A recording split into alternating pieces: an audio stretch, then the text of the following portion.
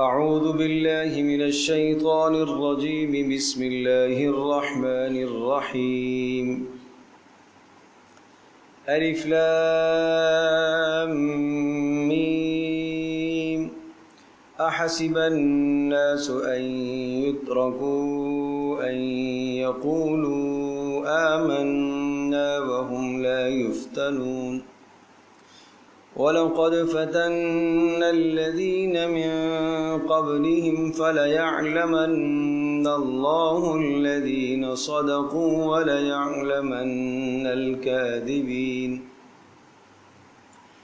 أَمْ حَسِبَ الَّذِينَ يَعْمَلُونَ السَّيِّئَاتِ أَن يَسْبِقُونَا سَاءَ مَا يَحْكُمُونَ من كان يرجو لقاء الله فإن أجل الله لآت وهو السميع العليم ومن جاهد فإنما يجاهد لنفسه إن الله لغني عن العالمين والذين آمنوا وعملوا الصالحات لنكفرن عنهم سيئاتهم ولنجزينهم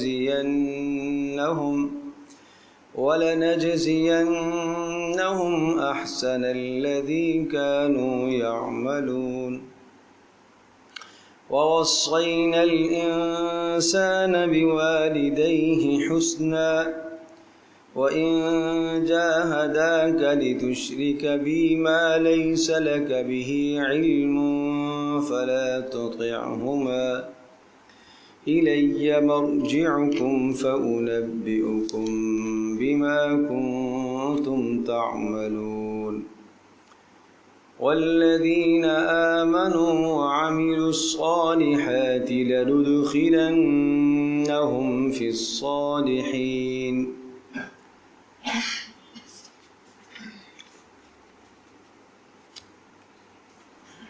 یہ سورۃ العنکبوت ہے اور یہ ایک مکی سورت ہے اور اس سورہ مبارکہ میں 67 آیات بینات ہیں اور یہ مکی زمانے کے اس وقت کی سورہ مبارکہ ہے جب مکہ مکرمہ میں مسلمانوں پر مشرکین کی جانب سے مصائب کے بڑے بڑے پہاڑ یوں سمجھیے کہ ڈھائے جا رہے تھے اور مشرکین نے تکالیف میں مبتلا کرنے کی انتہا کر دی اور جس شخص پر زور چلتا اس کو مارتے، اس کی پٹائی کرتے۔ حضرت بلال رضی اللہ تعالی عنہ کو امیہ بن خلف وہ رسی میں ڈال کر گھسیٹتا اور دوپہر کے وقت زمین پر تپتی ریت پر لٹا کر اوپر پتھر رکھوا دیتا اور جس طرح سے چاہتا مار پٹائی کرواتا۔ ادھر حضرت عمار بن یاسر رضی اللہ تعالی عنہ، عمار خود بھی صحابی ہیں، اسلام لائے، والد یاسر رضی اللہ تعالی عنہ وہ بھی صحابی ہیں، والدہ محترمہ حضرت سمیہ رضی اللہ تعالی عنہا یہ بھی مومنہ ہیں۔ ان پر بھی مصائب کے آلام اور شدائد اور پریشانیوں کی انتہا ہو گئی۔ ان کو ابو جہل ستا رہا تھا، اس قدر ستا رہا تھا اور کھلی چھوٹ تھی اس معاشرے میں، اس کو جو چاہا کرے، جب چاہے جیسے چاہے سزا دے، یہاں تک کہ لوہے کی سلاخیں گرم کر کے جسموں کو داغتا تھا، یہاں تک کہ حضرت سمیہ رضی اللہ تعالی عنہا کو اس طرح سے اذیت ناک اس نے سزا دی کہ برسر مجمع سب کے سامنے ان کی جسم کو باندھا اور 2 اونٹوں کے ساتھ 2 پیروں کو باندھ دیا، ایک پیر ان کا ایک اونٹ کے ساتھ ایک دوسرے کے ساتھ اور مخالف سمت میں اونٹوں کو دوڑایا تو کیا ہوا؟ جسم 2 ٹکڑے ہو گئے۔ تصور کرو، اللہ اکبر، ان حالات و شدائد سے مسلمانوں کو گزرنا پڑا۔ یہ ایک ماں کے لیے سمیہ رضی اللہ تعالی عنہا کی زندگی، ایک میری بہن اور بیٹی کے لیے سمیہ رضی اللہ تعالی عنہا کی زندگی نمونہ ہے۔ ایمان نہیں چھوڑا، جان دے دی، ایمان نہیں چھوڑا۔ یاسر رضی اللہ تعالیٰ عنہ اسی حال میں شہید ہو گئے، جان دے دی انہوں نے بھی، ایمان نہیں چھوڑا۔ عمار جوان تھے چونکہ تو وہ شدائد اور مشکلات کچھ تحمل اور برداشت کرنے کا حوصلہ تھا، جسے برداشت کیا۔ رسول اللہ صلی اللہ علیہ وسلم کا گزر ہوا اور آپ نے اس طرح سے اذیت ناک ان کو پٹتے دیکھا، لیکن اختیار کچھ نہیں تھا۔ اللہ کی طرف سے امتحان تھا تو آپ نے فرمایا اصبروا آل یاسر، یاسر کے گھر والوں صبر کرو، اللہ نے تمہارے لیے جنت لکھ دی۔ اور ادھر اجازت نہیں تھی پیارے پیغمبر صلی اللہ علیہ وسلم کو ان کے خلاف ہاتھ اٹھانے کی اجازت نہیں تھی۔ تو ادھر مسلمانوں کی تربیت اور تعلیم کا ایک انتظام ہے، یہ تربیت کا حصہ ہے۔ شدائد اور مصائب سے گزرنا تربیت کا حصہ ہے۔ کسی پر کوئی مصیبت اس جہان اور دنیا میں آ جائے تو یہ آپ کبھی یہ فیصلہ نہ کریں کہ یہ جو مصیبت اس پر آئی ہے، دیکھو نا اللہ ناراض ہے اس سے۔ ہم تو ایک دم فیصلہ کر دیتے نا، ہم تو ایک دم سوچ لیتے بھائی اس مصیبت میں اس کا اگر رجوع الی اللہ بڑھ رہا ہے تو یہ مصیبت درجات کی بلندی کے لیے آئی ہے، یہ اس کا امتحان چل رہا ہے۔ اس کا بھی امتحان ہے، ہمارا بھی امتحان ہے۔ ہم اس کو دیکھ کے کیا کرتے ہیں؟ ہم اس کو دیکھ کے خوش ہوتے ہیں یا ہم اس کو دیکھ کے صبر کرتے ہیں، اسے صبر کی تلقین کرتے ہیں، اس کے ساتھ حسن ظن رکھتے ہیں یا بدگمان ہوتے ہیں؟ یہ ہمارے لیے بھی امتحان ہے۔ تو ایسے حالات میں یہ سورہ بینہ، یہ سورہ مبارکہ نازل ہوئی اور مسلمانوں کے ذہنوں میں اس قسم کے سوالات آنا شروع ہو گئے کہ اس قدر زیادتیاں ہمارے اوپر اور ہاتھ اٹھانے کی بھی اجازت نہیں اور ہم کچھ کر بھی نہیں سکتے، بے اختیار ہم اتنے ہیں، آخر کب تک ہم ان مسائل کو جھیلتے رہیں گے؟ ان مصائب اور پریشانیوں سے ہم کب تک گزرتے رہیں گے؟ کوئی دن تو آنا چاہیے کہ ہمیں بھی موقع ملے۔ تو اس پر اللہ پاک نے اس سورہ بینہ کو نازل فرمایا، اور بعض مفسرین نے یہ لکھا ہے کہ اس پر اللہ تبارک یعنی کچھ لوگوں کی زبان پر یہ بات آئی بھی اور رسول اللہ صلی اللہ علیہ وسلم کی خدمت میں شکایت لے کے حاضر بھی ہوئے مسلمان، اور ان کا شکایت لگانا ظاہر کرنا بھی بجا تھا، انتہا ہو گئی تھی۔ اس پر یہ سورۃ بینہ نازل ہوئی۔ اب آپ اس کا مفہوم دیکھیے اور سنیے اور پھر اندازہ کیجئے کہ اس مفہوم کے اندر ان حالات میں پہلے اللہ نے خفگی کا اظہار کیا، کیوں پریشان ہوتے؟ تمہیں نہیں کرنا چاہیے ایسا، تمہیں برداشت کرنا چاہیے۔ اور دیکھو تو الف لام میم، اس کی حقیقت اور مراد تو اللہ ہی جانتا ہے۔ احسب الناس، کیا حسبہ گمان کر لیا، الناس لوگوں نے یعنی ایمان والوں نے یہ گمان کر لیا، ان یترکو کہ ان کو چھوڑ دیا جائے گا، معنی یہ کہ ان پر کوئی آزمائش نہیں آئے گی، ان یترکو ان کو چھوڑ دیا جائے گا بغیر آزمائش کے، ان یقولو صرف اتنے کہنے سے، صرف اس بات پر کہ انہوں نے کہا آمنا ہم ایمان لائے، فہم لا یفتنون اور ان کو کسی آزمائش میں نہیں ڈالا جائے گا۔ احسب الناس کیا خیال کیا ان لوگوں نے، ان یترکو کہ چھوڑ دیے جائیں گے، ان یقولو اس بات پر کہ انہوں نے کیا کہا، ہم ایمان لائے، صرف ایمان لانے پر آمنا کے دعوے پر چھوڑ دیا جائے گا، وہم لا یفتنون مصائب نہیں آئیں گے، پریشانیاں نہیں آئیں گی، آئیں گی۔ ایمان والوں پر تو پریشانیاں آتی ہیں، ایمان والوں پر تو مصائب آتے ہیں، کیوں؟ کھرے کھوٹے کی تمیز تو کرنی ہے اللہ نے، اچھے اور برے کی تمیز تو اللہ نے کرنی ہے۔ وَلَقَدْ فَتَنَّ الَّذِينَ مِن قَبْلِهِمْ پھر گزشتہ تاریخ کا ایک واقعہ سمجھایا، یقیناً وَلَقَدْ فَتَنَّا ہم نے آزمائش میں ڈالا ہے الذین ان لوگوں کو من قبلہم جو ان سے پہلے تھے، ان کو آزمائش میں ڈالا ہے جو ان سے پہلے تھے، گزشتہ امتوں کو۔ اور یہ جو گزشتہ امتوں کو آزمائش میں ڈالا ہے یہ ایک حوالہ ہے اس سورہ مبارکہ، یعنی اگرچہ سورہ مبارکہ وہ مدنی ہے لیکن تذکرہ وہاں پر اس کا موجود ہے۔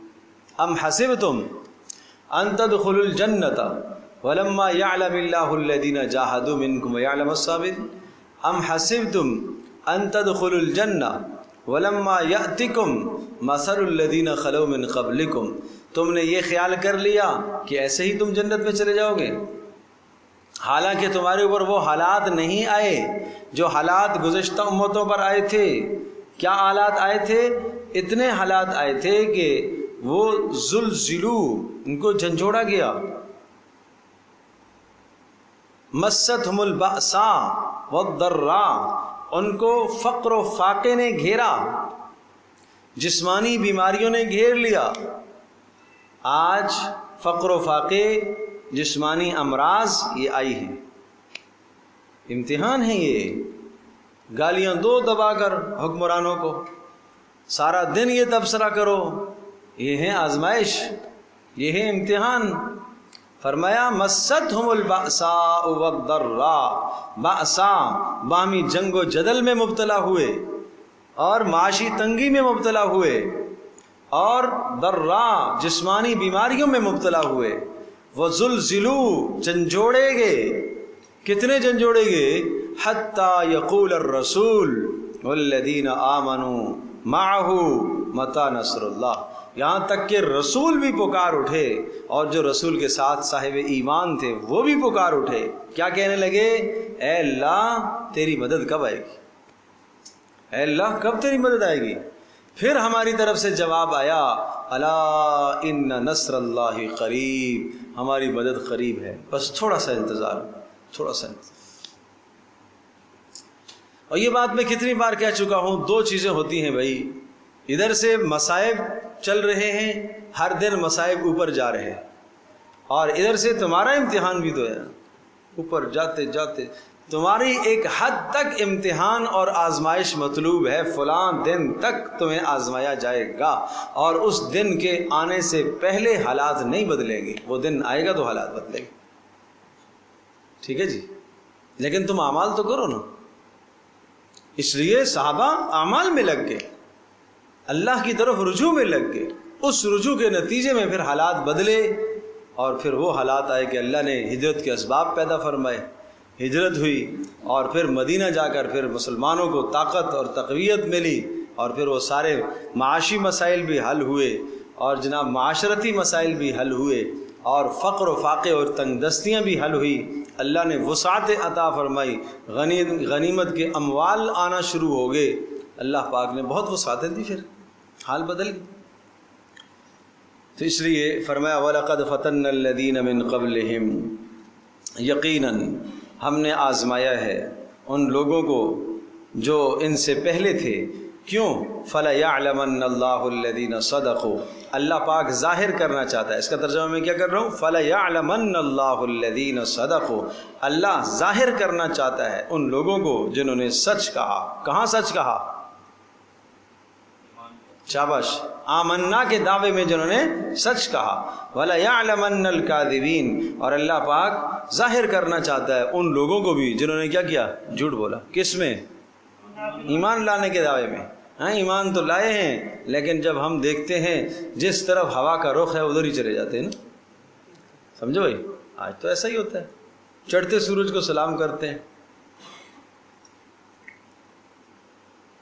تو ان دو آیات میں یوں سمجھ لیجئے گا کہ پہلی آیت بینہ میں تھوڑی سی ناراضگی کا اظہار کیا ہے نا، کہ کیا تمہارا کیا خیال ہے کہ تمہیں چھوڑ دیا جائے گا، آزمائش نہیں آئے گی، کیوں ایسی باتیں کرتے ہو؟ دوسری آیت میں وَلَقَدْ فَتَنَّ الَّذِينَ، اس آزمائش اور ابتلا کی حکمت ذکر فرمائی، کیوں آزمائش میں مبتلا کیا گیا۔ اب تیسری آیت دیکھیے گا، اللہ اکبر، کیا اعتدال والا کلام ہے۔ تیسری آیت میں ان لوگوں کو جو آزمائش میں ڈال رہے ہیں، یعنی وہ مشرکین جو مسلمانوں کو ستا رہے ہیں اور تنگ کر رہے ہیں، ان کو تنبیہ۔ کیا ام حسب الذین یعملون السیئات، کیا ان لوگوں نے گمان کر رکھا ہے، وہ لوگ یعملون السیئات جو برائیوں کے مرتکب ہو رہے ہیں اور مسلمانوں کو ستانے کے در پہ ہیں، ان یسبقونا، وہ یہ سمجھ رہے ہیں کہ ان یسبقونا ہمیں عاجز کر دیں گے، ہمیں عاجز کر دیں گے، ہماری ان کے اوپر قدرت نہیں ہے۔ ساء ما یحکمون، نہیں، بڑی بری سوچ انہوں نے سوچی، بڑی بری سوچ، بدترین سوچ انہوں نے سوچی ہے۔ ساء ما یحکمون، نہیں، حالات پلٹا کھائیں گے، حالات بدلیں گے، اور وہ حالات بدلے، ہجرت ہوئی اور مسلمانوں کو اللہ نے غلبہ عطا فرمایا، اور اس کے نتیجے میں پھر آخر جا کر بدر کا معرکہ، کارزار بدر کا گرم ہوا، اور اس میں پھر یہ مشرکین جو ستانے والے تھے ایک ایک کر کے سارے مارے گئے، اور وہ امیہ بن خلف آج وہ بھی سامنے ہاتھ باندھ کے کھڑا ہے، جو بلال رضی اللہ تعالیٰ عنہ کو لٹایا کرتا تھا، اور یہاں تک کہ صحابہ نے اٹھا کر لا کر اس کو بلال کے قدموں میں ڈال دیا۔ دیکھا وہ وہاں کیا سرداری تھی، وہاں وہ اختیار تھا، جو چاہتا تھا کرتا تھا حضرت بلال کے ساتھ۔ آج ہاتھ پیر بندھے ہوئے بلال کے سامنے ڈال دیا۔ سمجھو بھائی، عبد الرحمن ابن عوف رضی اللہ تعالیٰ عنہ بیچ میں پڑھنے لگے کہ بھائی میں اس کو بچا لوں، سفارش کر کے قیدی بنا لوں۔ قیدی بنانے کا مطلب یہ ہوتا تھا نا کہ اب قیدی بن جائے گا تو پھر دیکھیں گے بعد میں فیصلہ ہو جائے گا، کوئی فدیہ دے کے جان چھڑا لے گا، جیسے بہت ساروں کے فدیے لے کے ان کی جان بچ گئی، جان بخشی ہو گئی، اور ان میں سے بہت سارے، یہ تو اللہ کی تقدیر ہے، ان میں سے پھر بہت سارے مسلمان بھی ہو گئے جو فدیے لے کے، جن کی خلاصی ہوئی تھی بدر میں، ان کی پھر ایمان بھی لائے۔ تو میں نے عرض کیا عبد الرحمن بن عوف آگے بڑھے کچھ سفارش کی گنجائش نکالنے کے لیے، لیکن صحابہ نے کام تمام کر دیا، حضرت بلال رضی اللہ تعالیٰ نے کام تمام کر دیا اس کا، امیہ بن خلف کا۔ سمجھے بھائی؟ تو یہ ہے کیا جو لوگ آج زیادتیاں کر رہے ہیں اور ظالم بنے بیٹھے ہیں، وہ یہ خیال کرتے ہیں ان یسبقونا کہ وہ ہمیں عاجز کر لیں گے، یعنی ہمارے نظام کو وہ عاجز کر دیں گے۔ نہیں، ہم نظام بدلیں گے اور ہم ان کو پھر سے مغلوب کریں گے اور اہل حق کو ہم اوپر لے کے آئیں گے۔ ساء ما یحکمون، بڑی بری سوچ ہے ان کی۔ من کان یرجو لقاء اللہ فإن اجل اللہ لآت۔ اب آگئی ترغیب، پیچھے تھوڑی سی ناراضگی کا اظہار تھا نا کہ کیوں تم ایسے گمان کرتے ہو، اب اہل ایمان کو ذرا ترغیب ہے، پیار سے سمجھایا۔ من کان یرجو لقاء اللہ، ارے جو ایمان، جو امید رکھتا ہے نا اللہ کی ملاقات کی، تو کوئی بات نہیں، فإن اجل اللہ لآت، اللہ کی اجل یعنی اللہ کی جانب سے موت کا وقت تو آنے والا ہے، اور جب موت آ جائے گی نا تو پھر سارے غموں کا صفایا ہو جائے گا، اس لیے کہ تمہارے لیے آگے اللہ نے بہت کچھ تیار کر کے رکھا ہے، اور اتنا تیار کر کے رکھا ہے کہ وہاں جب تمہیں نعمتیں ملیں گی تو تم اس وقت یہ حسرت کرو گے کہ ہائے کاش دنیا میں ہمارے جسموں کو قینچیوں سے چیر دیا جاتا، کاٹ دیا جاتا، چھیل دیا جاتا، لوہے کے کنگوں سے چھیل دیا جاتا، اور ہم برداشت کرتے اور آج ہمیں اتنا اجر ملتا۔ اتنا اللہ نے تیار کر کے رکھا ہے، اور پھر تم سب کچھ وہاں جا کے پچھلی ماضی کی تکلیفوں کو بھول جاؤ گے، کچھ بھی یاد نہیں رہے گا۔ اس لیے من کان یرجو لقاء اللہ، جو آدمی امید رکھتا ہے اللہ سے ملاقات کی، فإن اجل اللہ لآت، اللہ کی اجل اور ملاقات تو بالکل کیا ہے، وہ بالکل آنے والی ہے، وقت اللہ کی طرف سے میعاد مقررہ کا آنے والا ہے۔ وہو السمیع العلیم، اور وہ خوب جاننے والا اور سننے والا ہے۔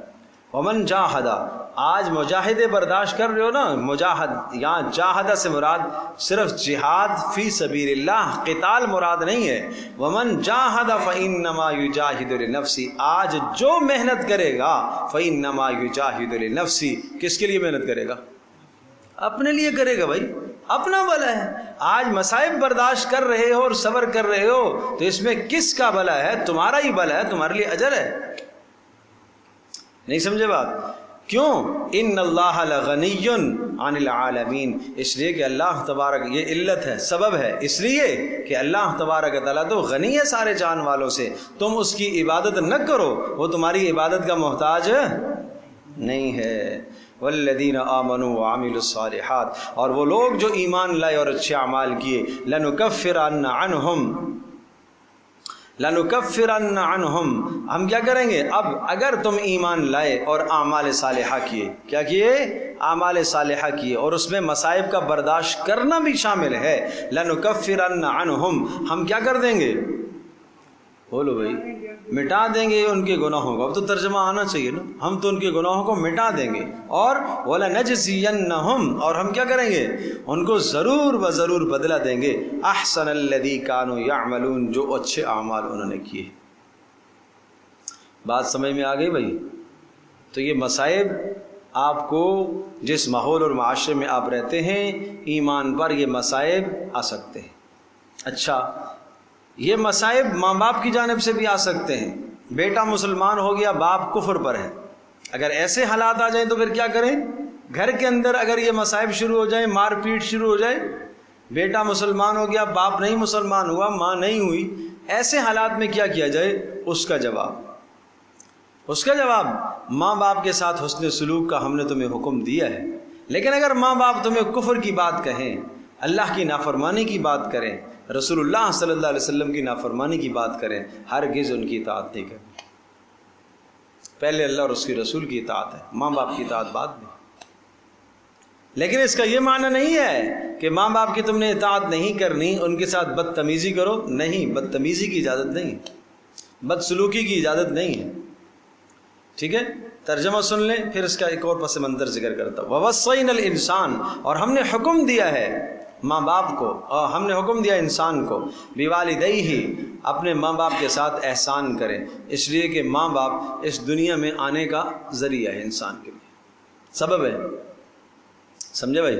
سبب حقیقی تو اللہ کی ذات ہے، لیکن ذریعہ جو اللہ بناتا ہے وہ ماں باپ کے ذریعے سے انسان آتا ہے۔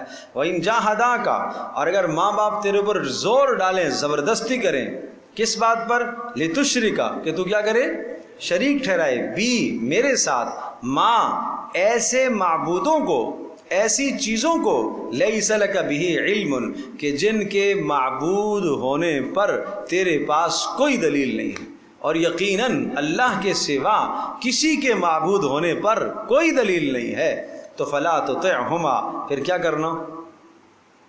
ماں باپ کی اطاعت نہیں کرنا،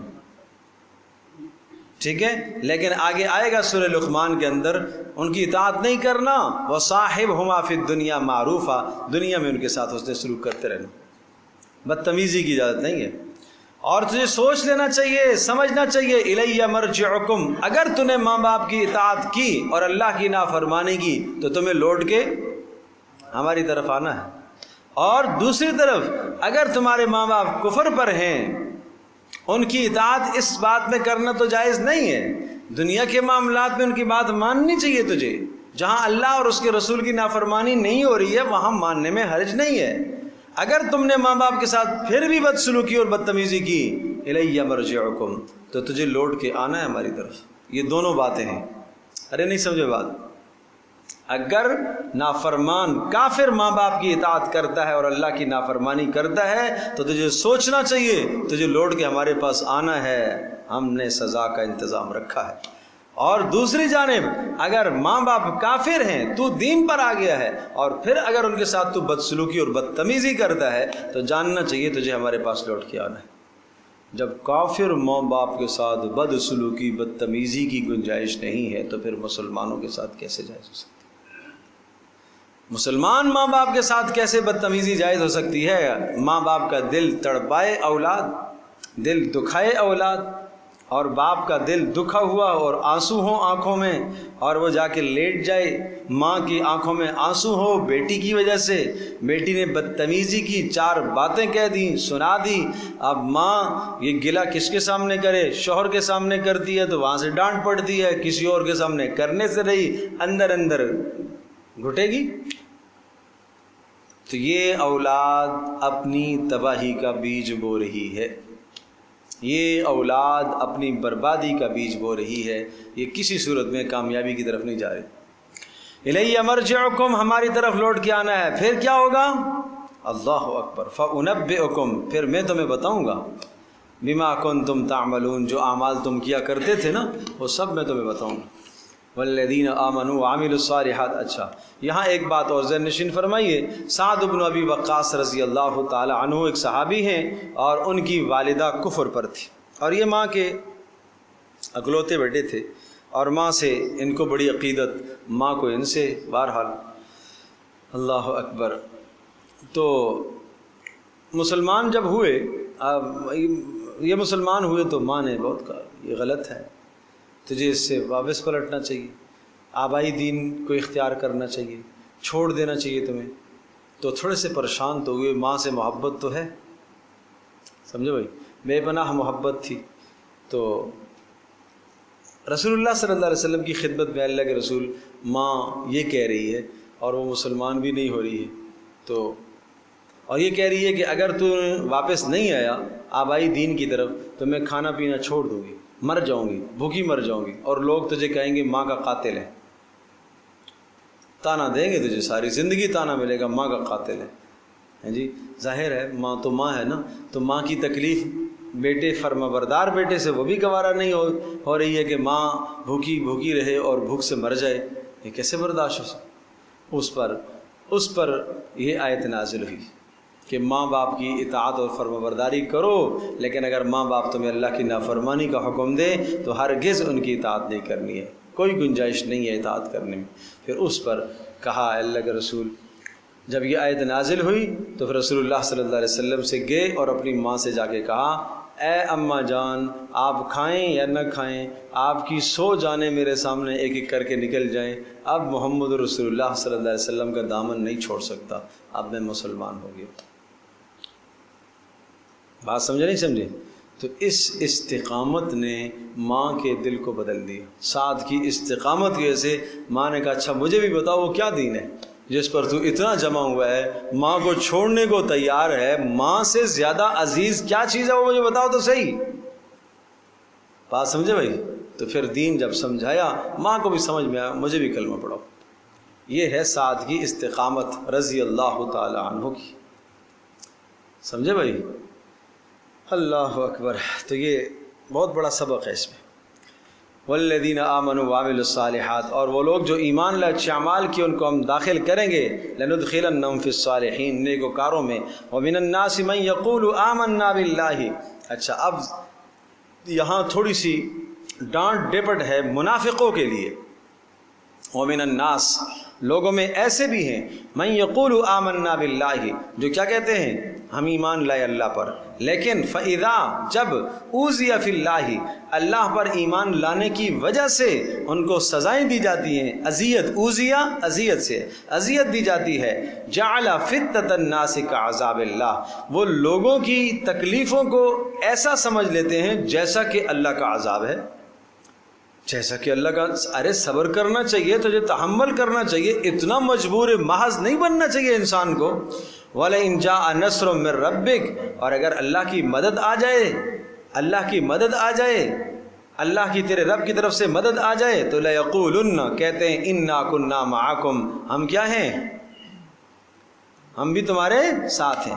مال آتا ہے مسلمانوں کے ساتھ ہوتے ہیں، اور جب مصائب آتے ہیں کہتے ہیں نہیں نہیں نہیں نہیں، ہم تو برداشت نہیں کر سکتے، ہم کنارہ کشی اختیار کریں گے۔ یہ منافق لوگ تھے، یہ منافق لوگ ہیں۔ اولیس اللہ بأعلم بما فی صدور العالمین، کیا نہیں جانتا اللہ پاک جو ان جہان والوں کے دلوں میں، سینوں میں جو کچھ چھپا ہوا ہے، اللہ نہیں جانتا؟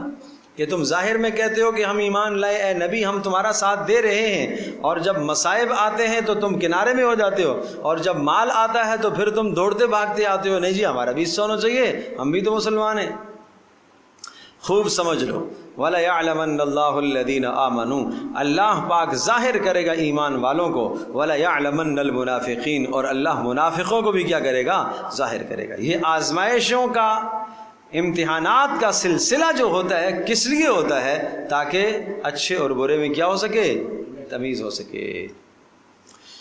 وقال الذين كفروا للذين آمنوا اتبعوا سبيلنا ولنحمل خطاياكم، یہ منافق مشرکین مکہ میں جب انہیں بات یہ کی جاتی، صحابہ یہ کہتے کہ ہم اللہ پر ایمان رکھتے ہیں اس لیے ایمان رکھتے ہیں کہ اگر ہم نے ایمان نہ رکھا تو اس کے نتیجے میں آخرت میں سخت سزاؤں کا سامنا ہمیں کرنا پڑے گا. وہ عذاب ہم آخرت کے نہیں جھیل سکتے. آج دنیا میں ہم تمہاری طرف سے دی جانے والی تکلیفوں کو جھیل لیں گے, ہم آخرت کے عذاب نہیں جھیل سکتے. جب یہ بات کہتے تو پھر یہ کافر کیا کہتے؟ مشرکین کہتے کوئی بات نہیں, آخرت میں کتنے عذاب ہوں گے ہم جھیل لیں گے تمہاری جانب سے. ہماری بات سن لو, ہم کیا کریں گے؟ ہم جھیل لیں گے تمہارے عذابوں کو. کتنا عذاب تمہارا رب تمہیں کتنے عذاب دے گا؟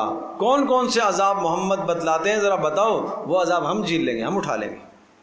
یہ بےہودہ باتیں کہتے تھے مذاق اڑانے کے لیے. اس پر فرمایا وقال الذین کفروا, اور کہتے ہیں وہ لوگ جنہوں نے کفر کیا, للذین آمنوا, ایمان والوں سے کیا کہتے ہیں؟ اتبعوا سبیلنا, ہماری روش پر چلو, ہمارے طریقے پر چلو. جب ہمارے طریقے پر چلو تو پھر کیا ہوگا؟ آخرت کی سزا سے نہ ڈرو. ولنحمل خطایاکم, ہم تمہارے گناہوں کو کیا کر لیں گے؟ اٹھا لیں گے. نحمل حمل سے نا اٹھانا. تو قرآن کہتا ہے وما ہم بحاملین من خطایاہم من شیء, نہیں, ان کے کوئی گناہ نہیں اٹھا سکیں گے, ان کے کوئی گناہ نہیں اٹھا سکیں گے. انہم لکاذبون, یہ کیا کریں گے؟ جھوٹ بول رہے ہیں, یہ نہیں اٹھائیں گے گناہ. آج تو دعوے کر رہے ہیں اور قیامت میں اپنے گناہ بھی تمہارے اوپر ڈالنے کی یہ کوشش کریں گے, یہ اٹھائیں گے کہاں سے؟ اور مزید وَلَيَحْمِلُنَّ أَثْقَالَهُمْ وَأَثْقَالًا مَعَ أَثْقَالِهِمْ, اور یہ کافر لوگ قیامت کے دن اٹھائیں گے اثقالہم, اپنے بوجھوں کو. بوجھوں سے مراد گناہ, اپنے گناہوں کو بولو اٹھائیں گے. وَأَثْقَالًا مَعَ أَثْقَالِهِمْ, اور اپنے بوجھوں کے ساتھ مزید بھی کچھ بوجھ اٹھائیں گے. نہیں سمجھے؟ جن کا کہہ رہے تھے نہیں, یہی تو سمجھانا چاہ رہا ہوں, غلطی تو یہی لگ رہی ہے. اوپر قرآن کہہ رہا ہے کہ یہ کافر ایمان والوں سے کہہ رہے ہیں کہ ہماری روش پر چلو, تمہارے گناہوں کو ہم کیا کر لیں گے؟ اٹھائیں گے. اللہ نے رد فرمایا وما ہم بحاملین, نہیں اٹھا سکیں گے, یہ نہیں اٹھا سکیں گے ان کے گناہ. پھر دوبارہ قرآن کہہ رہا ہے یہ کافر لوگ, یہ گمراہ کرنے والے لوگ, یہ اپنے گناہوں کو اٹھائیں گے اور اپنے گناہوں کے ساتھ کچھ اور گناہ بھی اٹھائیں گے. اب بتاؤ, اصل میں دو بوجھ اٹھائیں گے, لیکن وہ جن بوجھوں کا وہ کہہ رہے تھے کہ ہم اٹھائیں گے تمہارے گناہوں کو, ہم اپنے ذمے لے لیں گے اور تمہیں بری کر دیں گے, ایسا نہیں ہو سکے گا. البتہ دو بوجھ تو اٹھائیں گے. نمبر ایک اپنی نافرمانی کا بوجھ جو خود گناہ کیا. نمبر دو دوسروں کو جو گمراہ کیا وہ بھی در حقیقت اپنا ہی بوجھ ہے. یہ دو بوجھ ہوں گے. اس کو تفسیر کی اصطلاح میں کہتے ہیں ضلال اضلال. ضلال گمراہی کا بوجھ, نمبر دو گمراہ کرنے کا بوجھ. نہیں سمجھے بات؟ ایک آدمی نے کسی کو گناہ پر لگا دیا, ٹھیک ہے جی, گناہ پر لگا دیا. تو اب یہ جس آدمی نے گناہ پر لگایا, یہ گناہ, ایک آدمی خود شراب پیتا ہے مثال کے طور پر, گناہ کر رہا ہے. ایک دوسرے کو بھی اس نے شراب کا عادی بنا دیا, گناہ پر لگا دیا, اور وہ بھی شراب پینے لگا. تو کیا اس کے شراب پینے کا گناہ اس کو ہوگا؟ اس کا گناہ اس کو تو ملے گا ہی ملے گا, لیکن اس کو ڈبل ملے گا, گمراہ کرنے کا گناہ بھی ملے گا. اس نے دوسرے کو گناہ پر تیار کیوں کیا ہے؟ تو یہاں جو قرآن کہہ رہا ہے نا کہ اپنے بوجھوں کے ساتھ ایک اور بوجھ اٹھائیں گے, وہ یہ بوجھ ہے. ہاں, یہ بونس ہو گیا اضافی, ڈنڈا ملے گا. اور سمجھے بھائی؟ لیکن اس کا معنی نہیں کہ وہ چھوٹ جائے گا. آج دوست کہتے ہیں نا میں کیا کروں, مجھے اس نے کہا تھا جی, میں کیا کرتا, مجھے اس نے کہا تھا. گناہ کی جگہ پر دعوت دی ہے, شادی کی مجلس میں دعوت دی ہے, موسیقی چل رہی ہے, گناہ کی مجلس ہے, وہ بے پردگی ہے جی, کیا کریں؟ ہمیں اس نے بلایا ہے نا, تو بلایا ہے تو پھر جائیں گے. تو یاد رکھو تم اس گناہ کی مجلس میں اگر گئے تو اس گناہ کی مجلس میں جانے کا گناہ آپ کو ہوگا, لیکن اس نے جو گناہ کی دعوت دی ہے اس کا ڈبل گناہ اس کو ہوگا, دوہرا گناہ ہوگا اس کا. یہ ان گناہوں کا تذکرہ ہے. اس لیے اپنی زندگی کا احتساب کر لو کہ ہم نے کبھی کسی کو گناہ کی طرف دعوت تو نہیں دی ہے, ہم نے کسی کو کسی برے ماحول کی طرف جوڑا تو نہیں ہے. اس لیے من سن سنتن حسنتن فلہ اجرھا واجر من عمل بها ولا ينقص من اجورهم شیئا، جس نے کوئی نیک راستہ نکالا اور اس نیک راستے پر دوسرے لوگ بھی چلتے گئے تو فرمایا کہ جتنے بھی چلیں گے ان کا ثواب اس کو ملے گا، لیکن ان کو بھی ملے گا۔ نہیں سمجھے؟ آپ نے کسی کو نماز پر تیار کر دیا تو اس کا مطلب یہ ہوا اس کو اپنی نماز کا ثواب ملے گا، لیکن اس کا ثواب آپ کو بھی ملے گا۔ گویا کہ آپ نے اپنی نماز پڑھی اور ایک اس کی نماز بھی آپ کی طرف آ گئی۔ آپ نے 50 لوگوں کو نماز پر تیار کیا، اپنی ایک نماز اور 50 دوسروں کی نمازوں کا ثواب، اور مزے کی بات 50 دوسروں کی نمازوں کا ثواب آپ کو ملے گا، ان کو ملے گا اگر انہوں نے صحیح طرح سے پڑھی ہوگی تو تب ملے گا، آپ کو تو پورا پورا مل جائے گا۔ وَلَا يُنْقَصْ مِنْ أُجُورِهِمْ شَيْئًا، اس کے اجر سے اور آپ کے اجر سے کوئی کمی نہیں کی جائے گی، برابر برابر آپ کو ملے گا۔ یہ اسلام ہے۔ لیکن وَمَنْ سَنَّ سُنَّةً سَيِّئَةً فَلَهُ وِزْرُهَا وَوِزْرُ مَنْ عَمِلَ بِهَا، اور جو آدمی کسی کو گناہ پر ابھارتا ہے اور گناہ کا راستہ ایجاد کرتا ہے، خاندان میں چلا دیتا ہے، اس کو دیکھا دیکھی اگلوں نے بھی کیا، اس کو دیکھا دیکھی اگلوں نے بھی کیا، اس کو دیکھا دیکھی اگلوں نے بھی کیا، فرمایا جتنے گناہ ہوتے رہیں گے ان تمام گناہوں کا گناہ اس کو بھی ملے گا جس نے گناہ ایجاد کیا تھا۔ اب اس کو یوں سمجھ لو، آدم علیہ السلام کے ایک بیٹے جس نے قتل کیا تھا، یہ دنیا کا پہلا قتل تھا، اور فرمایا قیامت تک جتنے بھی قتل ہوں گے ان تمام قتلوں کی سزا اس کو بھی ملے گی، اس لیے کہ اس نے ایک راستہ نکال دیا نا، ایک راستہ نکال دیا۔ تو مت گناہوں کے راستوں کو نکالو بھائی۔ اس لیے علامہ ابن قیم رحمۃ اللہ علیہ فرماتے ہیں ویلن تباہ ہے وہ آدمی لمن ماتا جو مر جائے وترکت ذنوبہ اور گناہ اس کے باقی بچ جائے۔ نہیں سمجھے؟ خود تو مر گیا لیکن کیا کر کے گیا ہے؟ گناہ چلا کے گیا ہے، راستے غلط راستوں پر اور لوگوں کو ڈال کے گیا ہے۔ رسم چلی آ رہی ہے، کہاں سے؟ پردادا کی جانب سے چلی آ رہی ہے، پردادا کے زمانے میں ایسا ہوا تھا، بس اس کے بعد سے چلا آ رہا ہے، ہم بھی نہیں چھوڑ رہے اس کو۔ پردادا صاحب تو قبر میں پہنچ گئے، لیکن جس دن وہ نئی رسم ہوگی تو اس کا گناہ ان کو ملے گا۔ اور اگر نیک کام پر ڈال دیا اپنی خاندانوں کو، نسلوں کو، تو جب بھی یہ نسلیں نیک کام کریں گی روزانہ کھاتا قبر میں جاتا رہے گا نیک۔ اپنی زندگی کا احتساب کرو۔ اللہ اکبر۔ وَلَيَحْمِلُنَّ أَثْقَالَهُمْ، اور فرمایا وہ اٹھائیں گے اپنے بوجھوں کو، وَأَثْقَالًا مَعَ أَثْقَالِهِمْ، اور اپنے بوجھوں کے ساتھ ایک اور بوجھ بھی اٹھائیں گے، اور بتا چکا ہوں گمراہ ہونے کا بوجھ، گمراہ کرنے کا۔ وَلَيُسْأَلُنَّ يَوْمَ الْقِيَامَةِ، اور قیامت دن ان سے پوچھا جائے گا عَمَّا كَانُوا يَفْتَرُونَ، جو کچھ وہ کرتے تھے، جو گھڑتے تھے، جو کرتے تھے، سب سوال ہوگا۔ بات سمجھ میں آ گئی بھائی؟ تو یہ رکوع اس بات پر سمجھایا گیا اس جہان میں مصائب آئیں گے۔ پہلی بات تو یہ ہو گئی خلاصہ کہ اس جہان میں مصائب آئیں گے ایمان والوں پر۔ کیوں آئیں گے؟ کھرے کھوٹے میں تمیز کرنے کے لیے آزمائشیں آئیں گی، بات سمجھے؟ لیکن جو مسلمانوں کو آزمائشوں میں مبتلا کرتے ہیں، پریشانیوں میں ڈالتے ہیں، وہ ہرگز نہ سمجھے کہ ہم اللہ کی سزا سے بچ سکیں گے، ہمیں بھی سزائیں ملیں گی۔ 3 باتیں۔ نمبر 4، ایسا سمجھنا چاہیے جب تمہیں اس دنیا میں مصائب آئے تو اتنے ڈنڈورا نہیں پٹنا چاہیے، ایسا سمجھتے ہو جیسا کہ اللہ کا عذاب ہے، ایسا نہیں کرنا چاہیے آدمی کو کہ خیر کی بات آئے تو ایمان والوں کے ساتھ مل جاؤ اور مصائب آ جائیں تو کنارے میں ہو جاؤ، ایسا نہیں۔ اور نمبر 5، قیامت کے دن کوئی کسی کا بوجھ نہیں اٹھائے گا، البتہ جو کسی دوسرے کو ورغلائے گا، گمراہ کرے گا، اس کو ڈبل سزا دی جائے گی۔ یہ اس پورے رکوع کا خلاصہ میں نے آپ کو بتا دیا۔ ذہن میں آ گیا بھائی؟ اب اگلے جو آنے والے 2 رکوع ہیں نا، بہت خوبصورت انداز سے اس سورت کا موضوع کیا ہے؟ اس جہان میں مصائب آئیں گے۔ موضوع یاد رکھیے گا، اس سورت کا موضوع کیا ہے بھائی؟ مصائب آئیں گے۔ اب نوح علیہ السلام کا واقعہ سنایا، دیکھا نوح علیہ السلام پر کتنے مصائب آئے۔ ابراہیم علیہ السلام کا واقعہ سنایا، دیکھو ابراہیم علیہ السلام پر کیسے مصائب آئے۔ لوط علیہ السلام کا واقعہ سنایا، دیکھا ان پر کس طرح سے مصائب آئے۔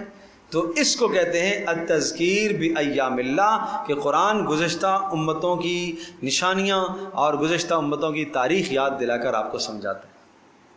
نہیں سمجھے؟ کبھی یہ تذکرے گزشتہ امتوں کے کافروں کو سمجھانے کے لیے آتے ہیں، دیکھو جیسے ان پر عذاب آیا تمہارے اوپر بھی عذاب آئے گا، جیسے نوح علیہ السلام کی قوم پر عذاب آیا تمہارے اوپر بھی کیا ہوگا۔ کس کو سمجھانا مقصود ہے؟ کافروں کو۔ کبھی اہل ایمان کو، دیکھو نوح علیہ السلام اور ان کے ماننے والوں نے کتنی مصیبتیں برداشت کی، پھر نوح علیہ السلام کا قصہ آیا، یہ کس کو سمجھانے کے لیے؟ اہل ایمان کو۔ تو میرے پیارو یہ سمجھو قرآن کا انداز، یہ سمجھنے کی ضرورت ہے، یہ سمجھنے کی ضرورت ہے۔ جب آپ تھوڑا سا اس میں توجہ فرمائیں گے، غور فرمائیں گے، یہ بار بار نوح علیہ السلام کا قصہ، موسیٰ علیہ السلام کا قصہ، میں کہتا ہوں ہر جگہ پر اس قصے کا سبب الگ ہوتا ہے، ہر جگہ پر اس قصے کا سبب الگ ہوتا ہے۔ یہاں موسیٰ علیہ السلام، نوح علیہ السلام کا قصہ آ رہا ہے، کیوں؟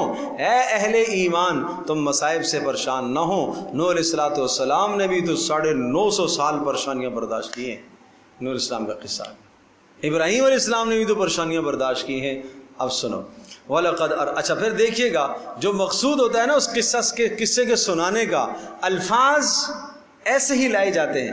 اور نوح علیہ السلام کے قصے کے سنانے کا مقصد کیا ہے کہ ایک طویل زمانہ نوح علیہ السلام نے کیا آزمائشیں برداشت کی ہیں۔ اب دیکھو الفاظ بھی اسی طرح اشارہ کریں گے، دیکھنا غور کیجئے گا۔ وَلَقَدْ أَرْسَلْنَا نُوحًا، اور ہم نے بھیجا نوح کو، إِلَىٰ قَوْمِهِ، ان کی قوم کی طرف، ٹھیک ہے۔ اب لفظ پہ غور کیجئے گا، فَلَبِثَ فِيهِمْ، نوح علیہ السلام اس میں رہے اپنی قوم میں، أَلْفَ سَنَةٍ، کتنے سال؟ 1000 سال، إِلَّا 50، مگر 50 کم، یعنی 950 سال۔ تو فَلَبِثَ فِيهِمْ، یہ قرآن جو یعنی ہائی لائٹ جو بات ہے نا یہاں پر، وہ کیا ہے؟ 950 سال نوح علیہ السلام اپنی قوم میں رہے۔ یہاں نوح علیہ السلام کی تبلیغ نہیں ذکر کی، مصائب کا برداشت کرنا ذکر کیا۔ 950 سال مصائب کو جیلا ہے، 950۔ تم تو 100 سال بھی نہیں جیل رہے ہو، تم تو 13 سال مکہ میں پریشانیاں آ گئی تو تم بول بیٹھے 950 سال، نہیں ٹھیک ہے۔ ہاں اب میں نے عرض کیا تھا نا کہ جو موضوع ہوتا ہے الفاظ اسی طرف جا رہے ہوتے ہیں، تو کیا کہا؟ فَلَبِثَ فِيهِمْ أَلْفَ سَنَةٍ، نوح علیہ السلام اس میں رہے کتنا؟ 1000 سال، مگر کم 50 سال، ٹھیک ہے۔ فَأَخَذَهُمُ الطُّوفَانُ، اب وہی بات ہے، یہاں تذکرہ قوم کا نہیں آیا، اس لیے کہ مقصود نوح علیہ السلام کا وہاں تبلیغ کرنا، طویل زمانہ رہنا مقصد ہے۔ فَأَخَذَهُمُ الطُّوفَانُ، پھر ان کو طوفان نے پکڑا، وَهُمْ ظَالِمُونَ، اور وہ کیا تھے؟ ظالم تھے۔ بس اشارہ کر دیا، بات سمجھے نہیں سمجھے؟ اس لیے کہ مقصود یہ بیان کرنا نہیں ہے، مقصود پہلے والی بات ہے۔ فَأَخَذَهُمُ الطُّوفَانُ، ان کو طوفان نے پکڑا، اور ساتھ یہ تنبیہ ان کو بھی ہو گئی ہے جو مسلمانوں کو تکلیفوں میں مبتلا کیے ہوئے ہیں، جنہوں نے کہ دیکھو نوح علیہ السلام کے نافرمانوں کو پھر طوفان نے پکڑا، ایسا تمہارے اوپر بھی کچھ نہ کچھ آئے گا ضرور۔ فَأَنْجَيْنَاهُ وَأَصْحَابَ السَّفِينَةِ، اے محمد کے ماننے والوں صلی اللہ علیہ وسلم، دیکھو جیسے نوح علیہ السلام کے ماننے والوں کو ہم نے نجات دی، فَأَنْجَيْنَاهُ، ہم نے ان کو نجات دی، کس کو؟ نوح علیہ السلام کو، وَأَصْحَابَ السَّفِينَةِ، اور کشتی والوں کو۔ بات سمجھے نہیں سمجھے؟ تو یہ بات سن کر صحابہ کو سکون ہو گیا کہ نہیں ہو گیا؟ اچھا چلو ٹھیک ہے، 900 سال انہوں نے برداشت کی، تو بھائی چلو ہم بھی برداشت کر لیں گے تھوڑی سی۔ بات سمجھے نہیں سمجھے؟ ان کو بھی اللہ نے نجات دی بالآخر، تو ہمیں بھی اللہ کیا کرے گا؟ نجات دے گا۔ اس کو کہتے ہیں ایمان صحابہ کا۔ تو پھر اس طرح سے قرآن جب ذکر کرتا ہے تو یوں لگتا تھا کہ جیسے اللہ براہ راست ان سے بات کر رہا ہے۔ یہ قرآن جب سمجھو تو پھر پتہ چلتا ہے کہ ایک ایک آیت اللہ سے ہم کلام ہو رہا ہے انسان۔ وَجَعَلْنَاهَا آیَةً لِلْعَالَمِينَ، اور ہم نے بنایا ہے اس قصے کے، نوح علیہ السلام کے قصے کو، آیتاً، نشانی، کس کے لیے؟ للعالمین، کس کے لیے؟ جہان والوں کے لیے، ٹھیک ہے۔ تو مقصود کیا قصے کا سنانا؟ مصائب آئیں گے۔ اب پھر ایک اور قصہ سنو، مصائب آئیں گے۔ ابراہیم علیہ السلام نے دیکھا کیسے مصائب برداشت کیے۔ وَإِبْرَاهِيمَ وَلَقَدْ أَرْسَلْنَا إِبْرَاهِيمَ، اور ہم نے ابراہیم علیہ السلام کو بھی بھیجا ان کی قوم کی طرف، إِذْ قَالَ لِقَوْمِهِ، جب انہوں نے بھی اپنی قوم سے کہا تھا، اعبدوا اللہ، کیا کرو؟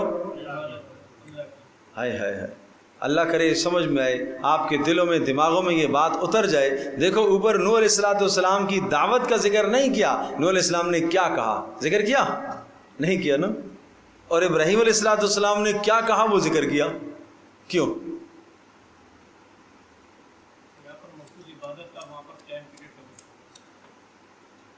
سوال سمجھے؟ کون کون سوال سمجھا؟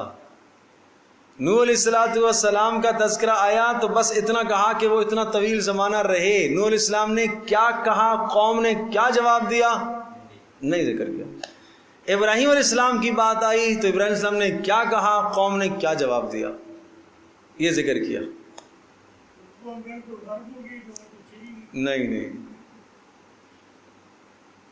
آج اندازہ نہیں لگے گا.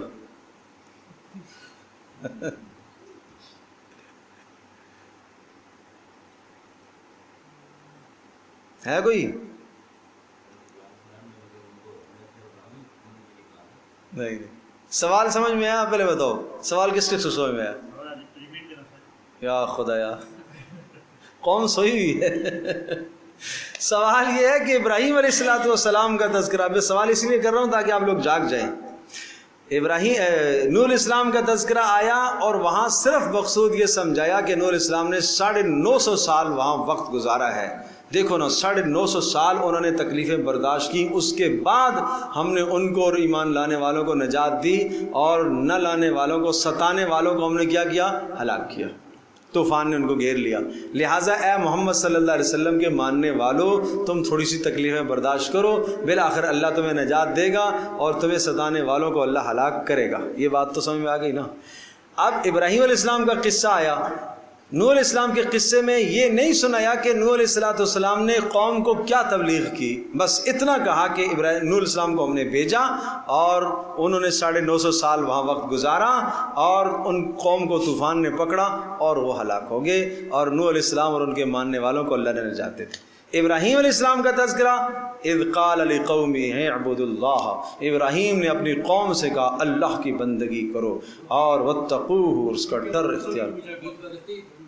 شاباش، اب بات آئی ہے. یہ اہل مکہ تھے، بت پرست قوم تھی نا، اور دوسرا اپنے آپ کو ابراہیمی کہتے تھے. تو کہا دو سنو نا، ابراہیم کیا کہتے تھے تو تم کہاں لگے ہوئے ہو. اب بات سمجھ نہیں آئی؟ ہاں، اس کو کہتے ہیں فہم قرآن. یوں قرآن کو سمجھنا ہے. یہ بات تمہیں ترجمے سے نہیں ہے، 4 بار میں نے سوال دہرایا تو تب جا کے آپ کے دماغوں میں پڑی ہے کہ اچھا یہ سوال ہے، یہ جواب ہے. ہاں، بات یہ آئی کہ یہ قوم کون ہے، یہ کس، اول مخاطب قرآن کی عرب ہے نا، مشرکین عرب ہیں، اور سورت مکی ہے، مکہ والے ہیں، اور مکہ والے اپنے آپ کو ابراہیم علیہ السلام کی طرف منسوب کرتے تھے. تو سمجھایا جا رہا تمہیں پتہ ہے ابراہیم کی دعوت کیا تھی؟ جو ابراہیم کی دعوت تھی محمد رسول اللہ بھی تو وہی دعوت دے رہے ہیں، کوئی نئی بات تو نہیں کر رہے. تو یہاں مقصود دعوت کا بتلانا ہے، پیغام سنانا ہے کہ یہ پیغام ہے. تو گو کہ تو ابراہیم علیہ نوح علیہ السلام کا بھی یہی پیغام تھا، لیکن نوح علیہ السلام یہاں مبعوث نہیں تھے اس لیے، اور ابراہیم علیہ السلام تو یہاں آئے. ابراہیم السلام نے تو بیت اللہ کی بنیاد رکھی، توحید کا مرکز بنایا. تو آج ابراہیم کے پیروکاروں تم کہاں چلے گئے ہو، کس روش پر چل رہے ہو تم؟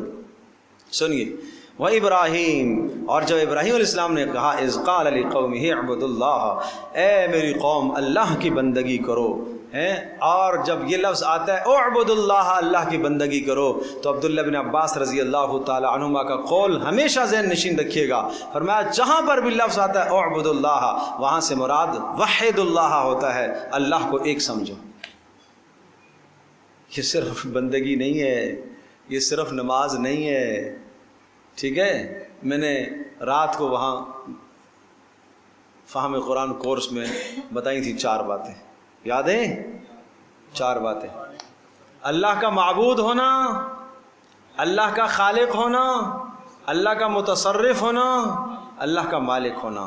یہ 4 چیزیں اگر آپ کو سمجھ میں آ جائیں تو آپ شرک سمجھ جائیں گے، شرک میں مبتلا نہیں ہوں گے. بندگی، معبود صرف زمین و آسمان میں ایک ہی ذات، وہ اللہ کی. خالق صرف ایک ہی ذات، وہ اللہ کی. متصرف، کائنات کا نظام چلانے والا تصرف. آج سورج طلوع کرنا ہے فلاں وقت پر، اتنے بج کر اتنے منٹ پر سورج کو طلوع کرنا ہے، یہ تصرف کا حق صرف اللہ کو ہے.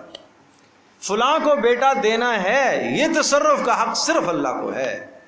آج بارش برسانی ہے، یہ تصرف کا حق صرف اللہ کو ہے.